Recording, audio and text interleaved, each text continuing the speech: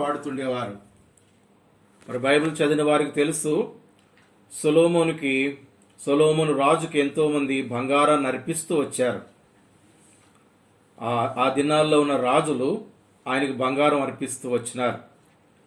కనుక ఒక గొప్ప వ్యక్తికి ఘనపరచడానికి ఆ అర్పణ వాడుతూ వచ్చేవారు. కనుక ఈ అర్పణ అర్పించడం ద్వారా వారు ఏం బయలుపరుస్తుంటున్నారు? ఈజ్ గాడ్, ఈయన దేవుడై ఉన్నాడు, ఈయన గొప్పవాడై ఉన్నాడు, ఈయన సామాన్యుడు కాదు అని తెలియజేస్తుంటున్నారు. ఎందుకు యేసుక్రీస్తు ప్రభువారి యొక్క ప్రేమను అనేకులు ఎరుగుటలో నిర్లక్ష్యం చేస్తుంటున్నారు? యేసు ప్రభువారి ప్రేమను ఎరిగి కూడా ఎందుకు నిర్లక్ష్యం చేస్తుంటున్నారు? విశ్వాసం ఉంచుటలో ఆయన ఎవరో ఎరగకపోవడమే. ఇప్పుడు మనకు తెలియని వ్యక్తి ఎవరో ఒక సామాన్యుడు మనం ప్రేమిస్తున్నాడు అంటే మనం ఏం పట్టించుకుంటాం? మనం ప్రేమించే వ్యక్తి ఎవరో తెలుసుకుంటే కొంత దాన్ని గ్రహించడానికి, కాన్సన్ట్రేట్ చేయడానికి అవకాశం ఉంటుంది. కనుక దేవుని ప్రేమ దుర్వినియోగం అవ్వడానికి కారణం ఒకటి ఏంటంటే ఆయన ఎవరో తెలియకపోవడమే.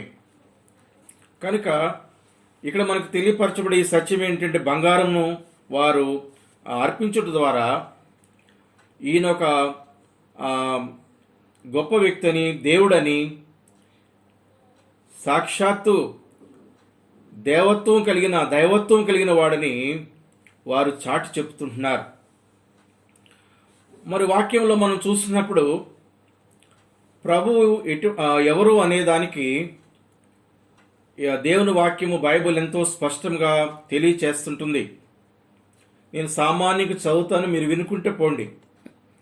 ఇందులో టెన్షన్ పడేది ఏమి లేదు. చాలా ఉన్నాయి అనేవి అనుకోవసరం లేదు. ఆయన ఏంటి, ఆయన ఎవరు అని తెలుసుకోవడానికే కొన్ని సంగతులు మీ ముందు ఉంచుతాలని ఆశిస్తుంటున్నాను. ఆ బైబిల్లో రిఫరెన్స్ ఎక్కడుంది కూడా మీరు తీయక్కర్లేదు. సామాన్యంగా మీరు వింటే చాలు. మీకు విశ్వాసం కలగడానికి, ముఖ్యంగా రక్షణ లేని వారి కొరకు ఇవన్నీ పొందుపరచడము, చెప్పడం జరుగుతుంటుంది. నేను చెప్పుకుంటూ వెళ్ళిపోతే మీరు వినుకుంటే వెళ్ళిపోండి అంతే. ఒకటి, మహాదేవుడు. వారు ప్రభుని యేసుక్రీస్తు వారిని, ఆ శిశువును వారు ఆరాధించుట్లో ఉన్న గొప్ప ఉద్దేశము మనం చూస్తుంటున్నాం. మహాదేవుడు. రెండవది, మహిమ కలిగిన దేవుడు. మూడవది, నిత్యుడగు దేవుడు. నాలుగవది, సత్య దేవుడు. ఐదవది, బలవంతుడైన దేవుడు. ఆరవది, ప్రేమ సమాధానములకు కర్తయ్యున్న దేవుడు. ఏడవది, అబద్ధమాడని దేవుడు. ఎనిమిదవది, యుగములకు దేవుడు. అది త్రేతాయుగం కావచ్చు, ద్వాపరయుగం, కలియుగం ఏదో అంటారు కదా. చాలామంది అంటారు త్రేతయుగానికి ఒక దేవుడు, ద్వాపరయుగానికి ఒక దేవుడు, కలియుగంలో ఒక దేవుడు. కానీ అట్లా లేదు. యుగములకు దేవుడు, అది ఏ యుగమైనా కానీ. తొమ్మిదవది, సదాకాలమునకు దేవుడు, అంటే ఎప్పటికీ ఆయనే దేవుడని. 10వది, సర్వశక్తి గల దేవుడు. 11, జీవము గల దేవుడు. 12, జగత్తును అందులో సమస్తమును నిర్మించిన దేవుడు. 13, చూచుచున్న దేవుడు. 14, కనికరము గల దేవుడు. 15, శాశ్వతుడైన దేవుడు. 16, పరిశుద్ధ దేవుడు. 17, పూర్ణ రక్షణ కలుగు చేయు దేవుడు. 18, ఆదరణ అనుగ్రహించు దేవుడు. 19, భూత వర్తమాన భవిష్యత్ కాలంలో ఉండు దేవుడు, అంటే గతంలో ఉండేవాడే దేవుడు. అదే దేవుడు ప్రస్తుతం ఉండాలి, అది దేవుడు. ఈ ప్రస్తుతమున్న దేవుడే భవిష్యత్తులోకి ఉండాలి, అది దేవుడు. దేవుని వాక్యం తేటగా తెలియపరుస్తుంది చూడండి. భూత వర్తమాన భవిష్యత్ కాలంలో ఉండు దేవుడు. 20, రోషం కలిగిన దేవుడు. 21, క్షమించుటకు సిద్ధమైన దేవుడు. 22, భయంకరుడైన దేవుడు. తర్వాత మనకి చూస్తే సర్వాధికారి అయిన దేవుడు, గొప్ప దేవుడు, ఆకాశమందున్న దేవుడు. కనుక వాక్యమైన దేవుడు వాక్యముల్లో ఉన్న దేవుడని మీకు తెలియపరుస్తుంటున్నాం. కనుక వారి జ్ఞానులు వారు బుద్ధిహీనంగా ఈ పని చేశారని అనుకుంటున్నారా? లేదు లేదు. వారు ఒక ప్రత్యక్షతతో, ఒక రెవల్యూషన్తో ఈ రీతిగా చేశారు. అయితే ఇటువంటి దేవుడు ఎవరికి దేవుడు? అది కూడా మనం చూస్తే బైబిల్లో 2వ భాగముగా మనం గమనిస్తుంటున్నాం. దేవుడు ఇండివిజువల్గా మనుషులకు దేవుడుగా జ్ఞాపకం చేయబడుతుంటున్నాడు.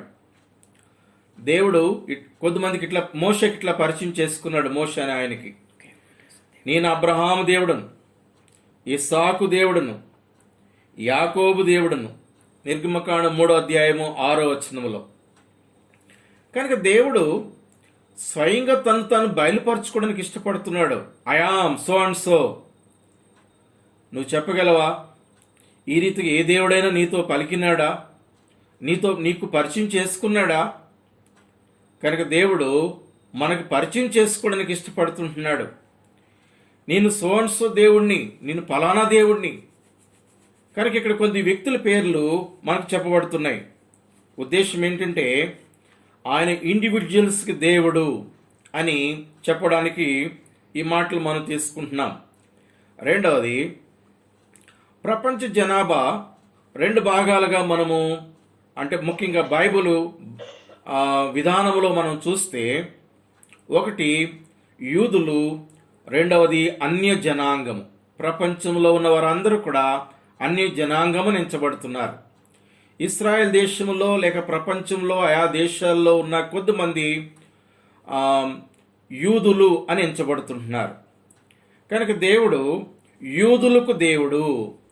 రోమా 3:29. అన్య జనులకు దేవుడు, అదే వచనంలో కూడా. కనుక ఆయన జనాంగాలకి దేవుడు.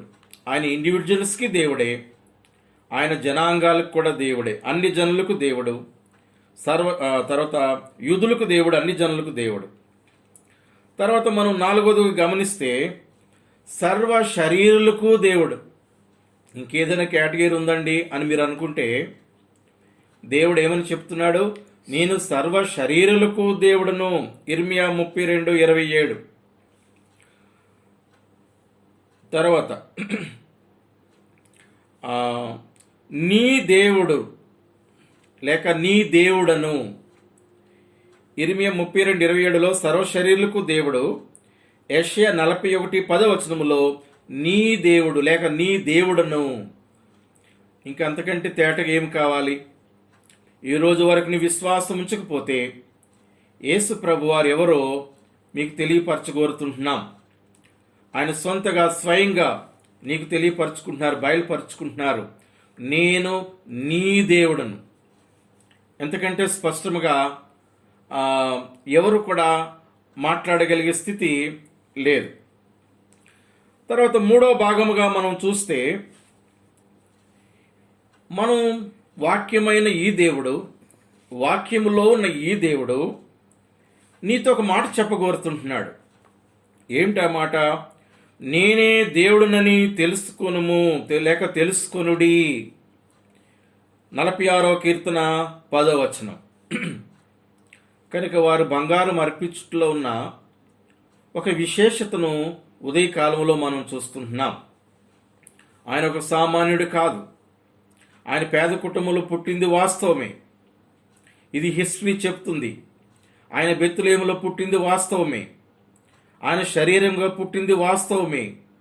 ఆయన ఒక కన్యకకు జన్మించింది వాస్తవమే. ఈ లోకంలో జీవించింది వాస్తవమే. అనేక సూచక్రియలు మహత్కార్యాలు చేసింది వాస్తవమే. ఆయన చనిపోయింది వాస్తవమే. ఆయన సమాధి చేయబడింది వాస్తవమే. ఆయన తిరిగి లేచి అనేకులకి బయలుపరుచుకున్నది వాస్తవమే. This is the history. దేవుడు అంటున్నాడు, నేను మాయాస్వరూపుణ్ణి కాదు. మిమ్మల్ని మాయబెట్టి మసగబెట్టి మిమ్మల్ని మోసం చేసే రకం కాదు నేను. ఈ లోకంలో అటువంటి వాళ్ళు ఉన్నారు. అటువంటి వారిని అనేకులు నమ్ముతున్నారు, పూజిస్తున్నారు, మోసపోతుంటున్నారు, నష్టాలు పడుతుంటున్నారు. దేవుడు అంటున్నాడు, నేను అటువంటి మాయాస్వరూపుణ్ణి కాదు. నేను ఏదైనా తేటగా మాట్లాడతాను, హృదయమిప్పు మాట్లాడతాను, నన్ను నేను బయలుపరుచుకుంటాను. ఈ రీతిగా దేవుడు తెలియపరుస్తుంటున్నాడు. అయితే చివరిగా ఒక మాట, దేవుడు నేనే దేవుడిని తెలుసుకోండి చెప్తుంటే, ఇదే బైబుల్ మనకు తెలియపరుస్తుంది దేవుని తెలుసుకోవడానికి రెండు పద్ధతులు ఉన్నాయి, రెండు మార్గాలు ఉన్నాయి. ఒకటి బై రెవల్యూషన్, దేవుడే తాను బయలుపరుచుకుంటాడు. రెండవది త్రూ ఫెయిత్, ఆయన గురించి ఎప్పుడైనా ఎక్కడైనా విన్నా చదివినా మన విశ్వాసం ఉంచితే ఆయన మనకి దొరికిపోతాడు. కనుక దేవుడిని దొరకపట్టుకోవడానికి రెండు పద్ధతులు. ఒకటి, దేవుడే తనంతట తాను బయలుపరుచుకుంటాడు. రెండవ పద్ధతి ఏంటి? వినుట వలన విశ్వాసం కలుగుతుంది అంటుంది బైబిల్.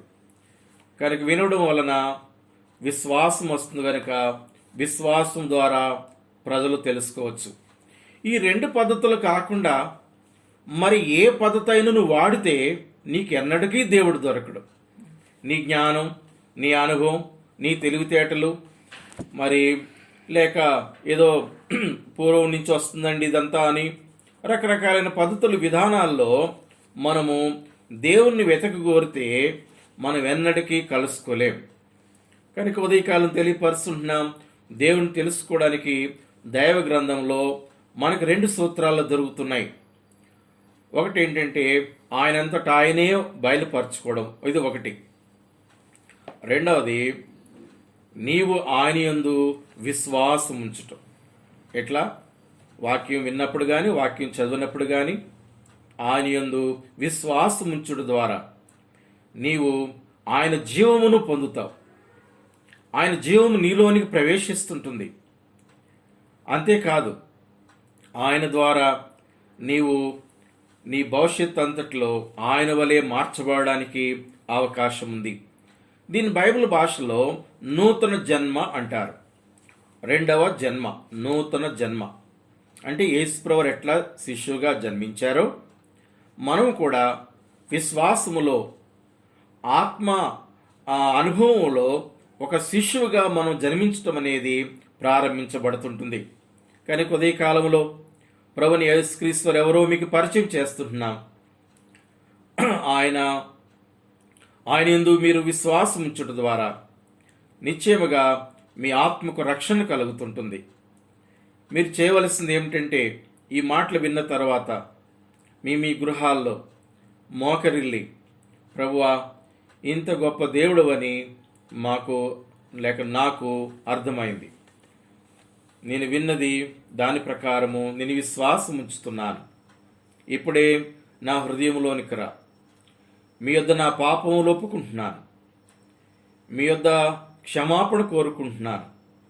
ఎందుకంటే మీరొక్కరికే నా పాపాలు క్షమించే హక్కు ఉందని ఇప్పుడు నాకు అర్థమైంది, అధికారం ఉందని నాకు అర్థమైంది. కనుక ఇప్పుడు నా పాపములు క్షమించు. మీరు నా కొరకు సిలువలో కాచి రక్తములో నన్ను కడిగి పరిశుద్ధపరచు. నన్ను మీ కుమారుడుగా చేసుకో, కుమార్తెగా చేసుకో.